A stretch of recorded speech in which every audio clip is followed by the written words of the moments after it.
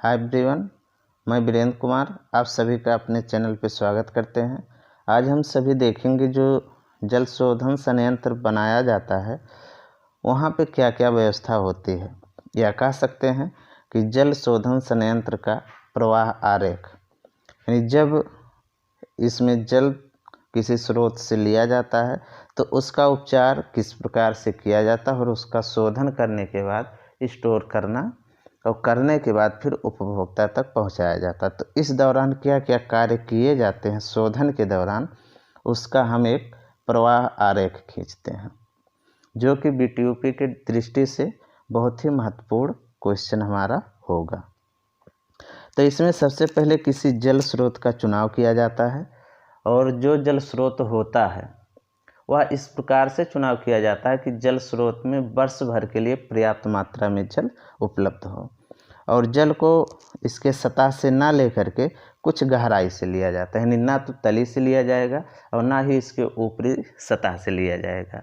जो जल लिया जाएगा वो मध्य से लिया जाएगा और जल स्रोत से जल को बाहर निकालने के लिए जो व्यवस्था बनाई जाती है वह हमारा अंतर्ग्राही होता है। जैसे अगर ये हमारा जलाशय होता, जो जल स्रोत है, तो ये जलाशय अंतर्ग्राही हो जाता। अगर यह नदी होता तो नदी अंतर्ग्राही हो जाता। तो इस प्रकार से अंतर्ग्राही होगा। जब हम जल को अंतर्ग्राही से के द्वारा स्रोत से बाहर निकालेंगे तो उन जल का हम करेंगे वातन। यहाँ क्या किया जाता है कि जल को वायु के साथ मिक्स किया जाता है, जिससे जल में उपस्थित कुछ गैसें, कार्बनिक पदार्थ और जीवाणु नष्ट हो जाते हैं। इसके बाद फिर हम उसी जल का कराते हैं अवसादन।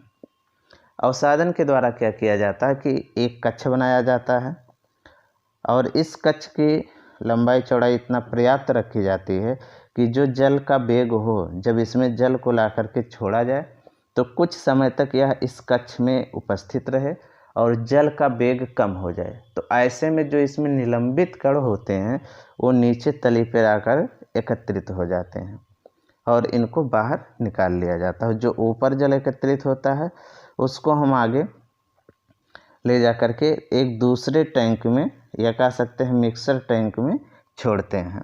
तो जब मिक्सर टैंक में जल को छोड़ा जाता है तो यहाँ पे क्या किया जाता है कि जो हमारा मिक्सर टैंक होता है यहाँ पे मिक्सिंग का कार्य होता है। लेकिन किस चीज़ का मिक्सिंग का कार्य होगा, यहीं पे एक जोड़ दिया जाएगा एक और टैंक, जिसको कहा जाएगा रसायन कक्ष। रसायन कक्ष यानी इसमें कुछ ऐसे यौगिक होंगे जो जल के साथ मिलाने पे इसमें जो कोलाइडी कण और निलंबित कण होंगे उनका बनाएंगे उर्वरक, और यही उर्वरक गुच्छे के रूप में होकर के नीचे तली पे बैठेंगे।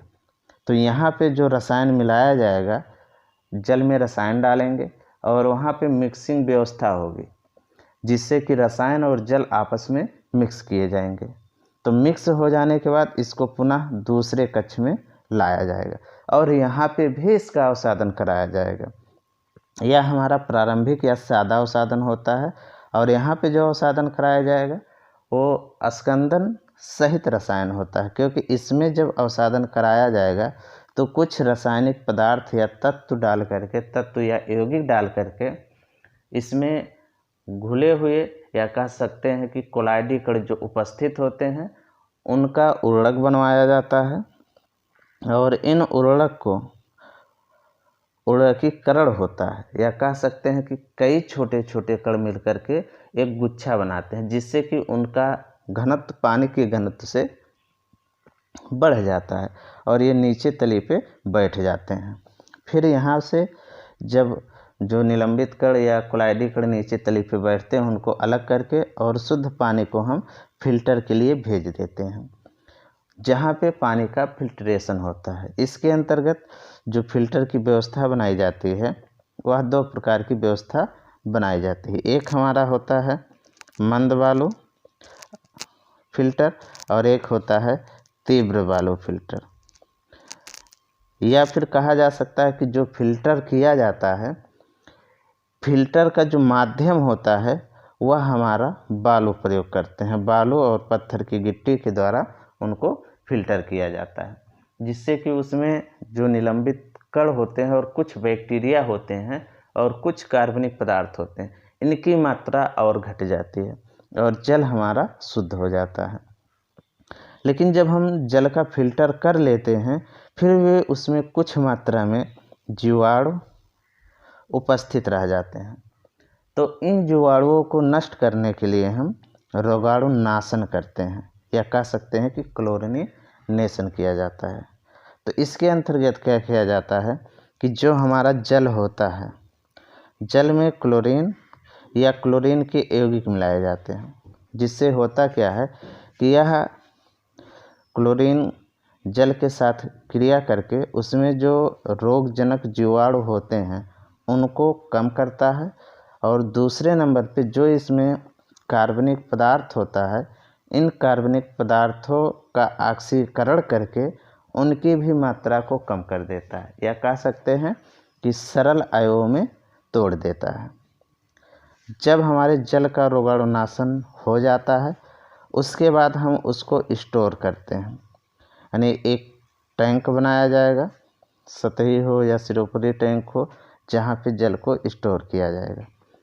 लेकिन स्टोर करने से पहले यहाँ जो जल रोगाणुनाशन किया जाएगा यह भी देखा जाएगा कि जो हमारा जल है वह मृदु जल है या कठोर जल है। अगर जल हमारा कठोर होगा तो इसका मृदुकरण करके फिर इसको स्टोर किया जाएगा, भंडारण कक्ष में टैंक में इसको भरा जाएगा जल को और फिर यहाँ से उपभोक्ता के लिए भेजा जाएगा। अगर यह वीडियो आप सबको अच्छा लगे तो इसको लाइक करें, शेयर करें तथा हमारे चैनल को सब्सक्राइब करें। यह वीडियो देखने के लिए आप सभी का धन्यवाद।